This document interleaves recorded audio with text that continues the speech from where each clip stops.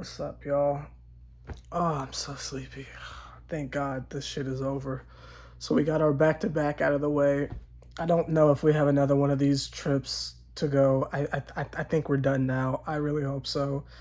The next game in Detroit shouldn't be this bad because that's like Central Time or something like that. So that's not bad. That's just like a 9 o'clock start, which is nowhere near as bad as this one. It's like 12 o'clock and I gotta work tomorrow. And after last night, it's just these late night games are just the devil. They're just Satan, honestly. James Harden didn't play. Kyrie is still at the birthday. I mean, not with doing personal problem things, whatever he said he's doing. KD's still doing the hamstring joint, and Blake Griffin apparently doesn't play back to backs. Where that came from, I don't get that. I thought it kind of would be cool to see Blake out there like as a number one option. I thought that would be kind of cool, but it wasn't the case. For some reason, Chioza came off the bench and didn't start. It was Tyler Johnson starting, which was a little weird. But I, obviously, they lost, and the Jazz just did quite the number on us. It was cool to see a couple people play that we normally don't get to see get a lot of minutes. Like I forgot that Reggie Perry was even with the team. I completely forgot he was even with us. So it was cool to see him get some minutes. I think he hit a three. Claxton hit a three. That was cool. Um, Mans was no match for the Rudy, but that's not here nor there. I was thinking about like all the things I could do in this video. Like I could COVID shame Gobert. Like I could do a lot of stuff, but it was just I don't know. I'm so over these late night games. I really don't even have jokes for y'all. Obviously they lost by quite a bit, but it was still cool. Nets Twitter was kind of making comparisons over to the bubble Nets, and I don't particularly agree with that. Just because, like, who on that team is still there? Like outside of Chioza and Joe Harris, which did Joe Harris hit a three? I don't know if he did. I don't know if Joe Harris hit a three. I don't know. I barely remember him playing. Was he even out there? Again, this whole thing is just a big blur to me. This time I fell asleep in the fourth quarter with about like 4 minutes to go. So I watched a good bit of this game. I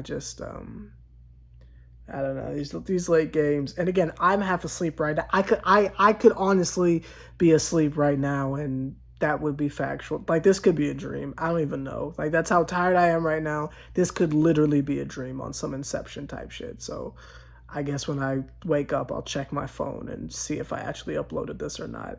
I don't have any analysis for you. It was just if a game could be a shit post, that's what this was. I mean, we knew what it was. Wasn't gonna go very well for us, but it is what it is. I do think that this game kind of really like shows that Harden is the MVP. And again, for Rocket fans, and y'all have been killing us all season. Like he's been doing this for several years, and it's just because he's in New York and it's a bigger market.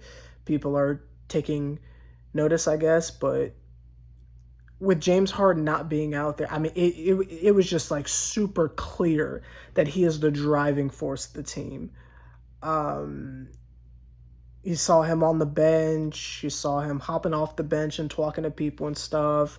So you can see that he's clearly the leader of the squad, and that's great because I don't know if I would put leader in the same, breath as Kyrie and Kevin. So that was interesting to see. Blake Griffin was on the bench just chilling. Again, why he doesn't play back to backs when motherfucker really is already on a minutes restriction. I don't quite understand that, but to take your time. I know big picture, none of this really matters because we're looking for a championship and we're playing for a championship. So big picture, no one's gonna remember this game, but I don't know. I'm not a part of the camp that is freaking out over this loss, and I hope no one's freaking out about this loss. This shit is like the movie Uncle Drew. Like we all knew that it was gonna be trash, but it's about like, hey, let's go see a funny movie. Like you know what I mean? It's like a 2 Chainz album. Like no one goes into a 2 Chainz album and says, "Oh wow, I'm gonna get some introspective shit." Nah, it's just fun. It's just fun. It's like if you went into Little Uzi's internal intake and you said, "Man, this right here is going to be the Pimp a Butterfly." Come on, it's just fun. That's how I'm viewing this. I am so tired right now that, again, I am not fully convinced that I'm awake. My darling.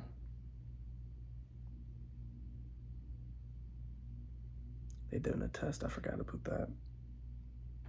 That's how fucking sleepy I am. I'm breaking the camera fourth wall here. I don't have anything else to say. I'm asleep. I gotta be real honest with y'all. I'm asleep. I don't even know if I'm awake. I don't know if this shit's real or not. So I'm gonna talk to y'all later. Put the analysis of what you think happened down below. I do not have any spicy hot takes about JJ Redick. I don't fucking care. I'm going back to sleep. I don't know. I'll see y'all motherfuckers later, and shout out to y'all who watched the game on Yes. I had to sit through the ESPN broadcast, and God, that was ass. I do not miss Mike Breen at all, like in the slightest fucking bit. So, shout out to y'all who got to watch it on Yes, but that's neither here nor there. I'm going back to sleep. This shit ain't real.